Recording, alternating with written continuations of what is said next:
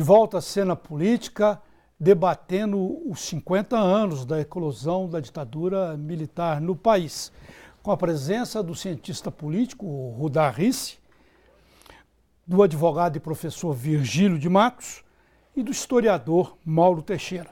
Mauro, você novamente aqui, o advogado do diabo, já que ninguém do outro lado aceitou participar desse debate democrático, esse debate, né? A gente tem de ter esse lado da democracia, de colocar os dois lados. Generais e líderes e mesmo políticos que estiveram do lado da ditadura militar afirmam que houve o golpe para impedir um levante comunista, um levante leninista, vamos dizer assim, no país, à la soviética, né? À la República Soviética da época, né? E que isso foi feito para impedir e para não deixar a economia ir para o lado da socialização. Qual que é a sua opinião sobre isso? Eu acho que não tem muito fundamento julgar que em 1963, 64, o Brasil tivesse alguma possibilidade de caminhar num rumo, digamos, socializante, talvez. Mas num rumo socialista eu acharia muito improvável. Agora, mesmo que a gente tenha a perspectiva de que naquela época, na visão de quem vivia os acontecimentos, essa possibilidade fosse mais permanente, não tem nenhum cabimento você justificar a instalação de um regime autoritário com o argumento de evitar um outro regime autoritário. Chamado golpe preventivo. Isso é ridículo, essa tese, ou né? seja, é porque, na verdade, isso é importante você estar colocando, porque existe muito disseminado hoje uma tendência de certos meios de comunicação mais conservadores de considerar que em 64 todos os lados eram iguais e ninguém prezava a democracia, né? E não é bem assim. Como é que é? Na verdade, os setores que deram o golpe de 64, eles provêm de uma cultura autoritária muito anterior a 64. Tributário da Guerra Fria, tributário da hegemonia. Tributária da Guerra Fria, tributário da doutrina de guerra revolucionária francesa, da doutrina de segurança vamos nacional ser bem americana. sinceros. Quem da parte civil do golpe militar fez toda essa campanha, esse movimento, não tinha voto. Um banqueiro, A questão é que não tinha um voto. Forçoso a gente Essa dizer. que é a Saiu questão. Ou recentemente seja, a pesquisa você Ibope só feita pega, em você 63. só pega em armas quando você não Depois você fala dessa perdi pesquisa. a brincadeira. E eu não sei como ganhar a brincadeira dentro da O constitucionalidade. garoto dono dentro da bola, democracia. né, Rodar, que leva a bola para casa, então ninguém vai na brinca base mais. do tiroteio. Quer dizer, isso é uma baixa inteligência, incapacidade de convencimento. O pessoal não tinha voto, esse é que é o problema, né? Essa pesquisa mostrou isso? Sim, uma pesquisa que não foi divulgada na época, até porque a ditadura veio antes, o golpe veio antes que ela pudesse ser divulgada. Eu não tenho os números exatos em mente. 70% de aprovação do governo João Goulart. 70% de aprovação popular do governo João Goulart. Uau, né? E uma intenção de voto altíssima para ele em aprovação 65. tipo a do Lula nos seus melhores Exato. momentos. Sim. Ele Lula não no podia nem ser 75, candidato em 65. Não, Almir não mas fala há isso, uma ele seria intenção eleito, de né? voto muito alto para ele em 65 e como Virgílio dele, 70% de aprovação do governo popular. Ou seja, a perspectiva da direita em 65, que seria a eleição, a perspectiva da direita conseguir o poder pelo voto era mínima, se é que existia. E Mauro, vamos lá, gente. O que são as demonizadas reformas de base? Educação pública gratuita e de qualidade. Está na Constituição de 88. Né? A contenção do êxodo rural. E hoje um passivo que nós temos, somos quase 14 milhões de analfabetos hoje no país. Isso é uma vergonha. Reforma agrária Era tímida, né? o Castelo Branco Fez depois. fez depois. Quer dizer, a Estatuto da Terra, que é a lei da reforma agrária, que foi elaborado antes do golpe militar, quem promulgou foi o primeiro presidente militar do regime militar. O homem era latifundiário, um dos maiores latifundiário Parece que era comunista só no Brasil. Mola Só no fundiário do Do país Rio Grande do Sul era ele. O latifundiário que vai defender a Mas o reforma Fidel agrária. Castro também não é de uma família latifundiária. Fidel Castro, eu não conheço bem a história pessoal. Eu sei que a família era muito rica, né? Sim. E fez de Cuba um modelo, né? Sim. Pro bem e pro mal. Há controvérsia. Pro bem e pro mal. Há controvérsia. Mas, Rudá, a gente também não pode esquecer, a gente acha que eu falei um levante, eu falei ali uma quartelada. Sim, foi um levante, foi uma quartelada, mas a gente não pode esquecer, você como cientista político, sociólogo, que houve também, novamente estou como advogado do diabo, participação da classe média, do apoio de setores religiosos, da Igreja Católica, aquela marcha pela família e pela propriedade. Como é que você analisa essa efervescência histórica da época? E repercutindo hoje, puxando para hoje. Não, sem dúvida nenhuma a gente tinha... de dólares naquela época, o Padre Peyton, né? Sim, Só o Padre mas de Peyton. qualquer maneira eu acho que a gente tinha realmente uma sociedade muito polarizada em função da Guerra Fria, né? Ou era a União Soviética, e no nosso caso na América, Cuba, ou era os Estados Unidos, né? E não havia muita alternativa. Então, esse discurso muitas vezes esgarçava. E o jogo político não era esse, era muito mais sofisticado. Só para a gente lembrar, no governo João Goulart, nós tivemos vários ministros do trabalho que ficavam poucos meses, de tão tensa era essa pauta. E eu vou só lembrar que um dos ministros, que foi Almino Afonso, do PTB, ministro do Trabalho, ele, numa canetada, reconheceu vários sindicatos ligados à esquerda, que a esquerda fundou. E o Franco Montoro, que era ligado à Igreja Católica mais conservadora, portanto, eles estavam no governo. Isso que nós temos que deixar claro. Eles não estavam fora. Numa canetada fez a mesma coisa com os sindicatos mais conservadores.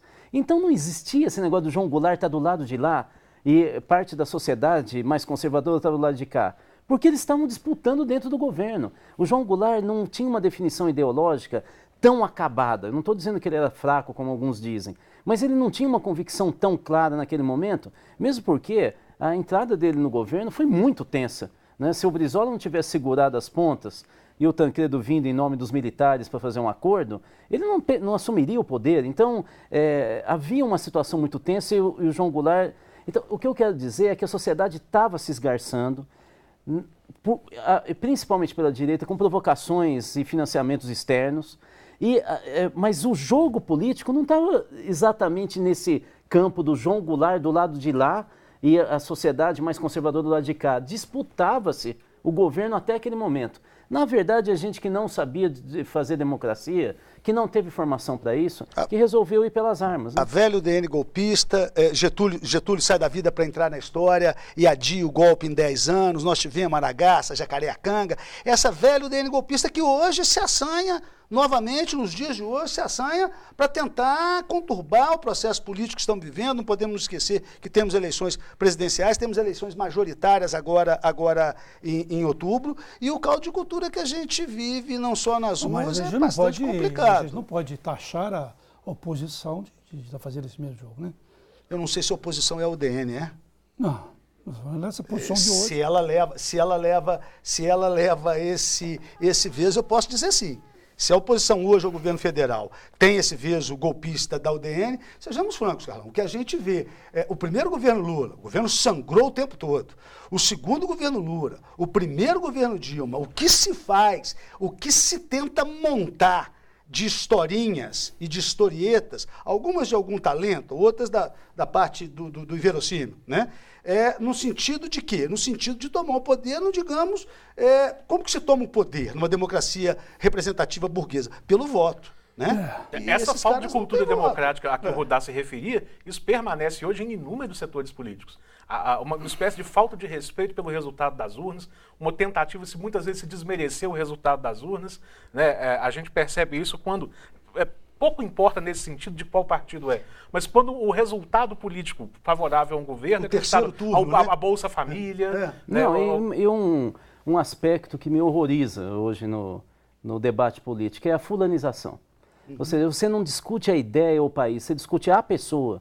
Assim, é uma pobreza de espírito. Política feita com fígado.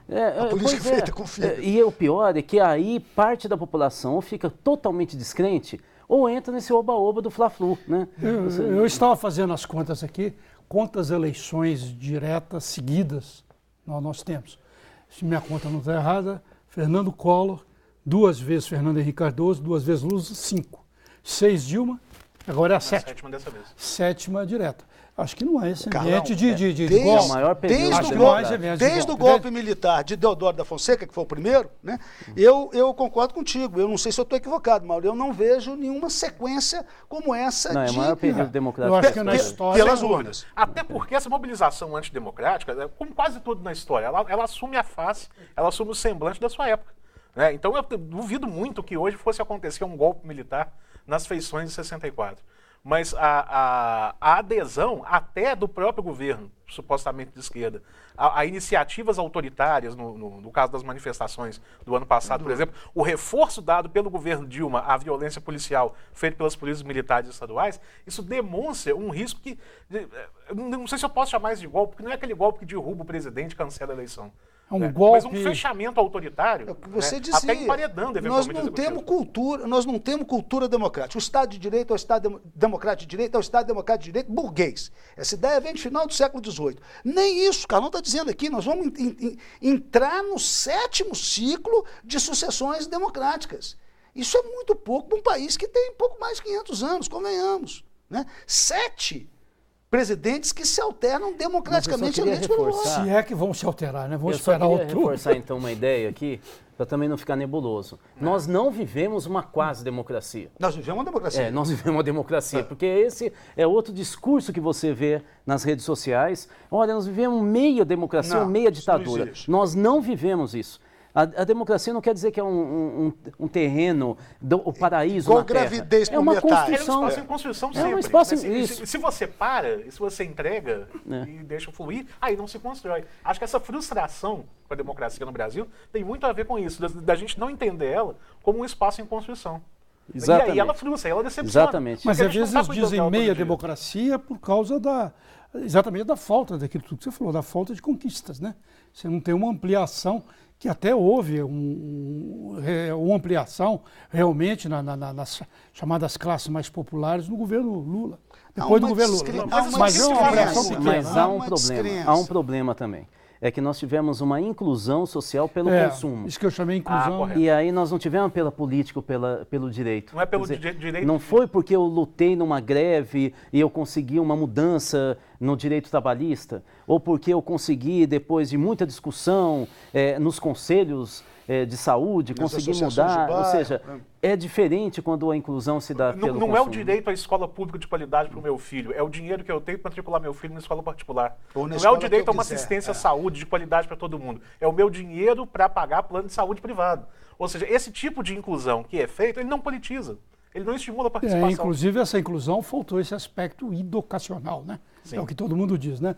Eu vou voltar daqui a pouco com Cena Política, fique aí com a gente.